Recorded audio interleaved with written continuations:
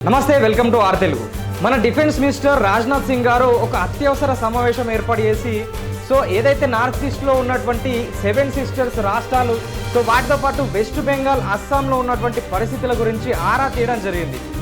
ఈ వెస్ట్ బెంగాల్ బంగ్లాదేశ్ బార్డర్లో ఉన్నటువంటి ప్రాంతంలో పెను ప్రమాదం పొంచి ఉన్నట్టయితే ప్రస్తుతం అనేక వార్తలు అయితే స్ప్రెడ్ అవుతున్నాయి.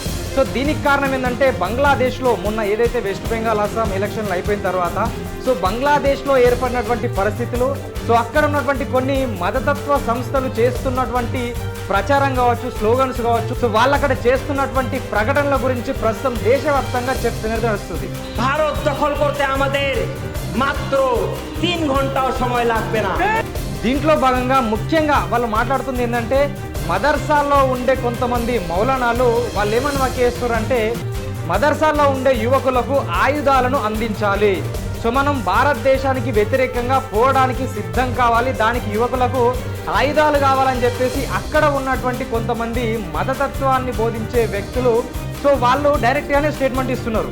దీంతో పాటు జమాతే ఇస్లామీ బంగ్లాదేశీ పార్టీకి చెందిన వాళ్ళు ఎవరైతే ఉంటారో వాళ్ళు పార్లమెంటు సాక్షిగా డైరెక్ట్గానే ప్రకటన రిలీజ్ చేస్తారు.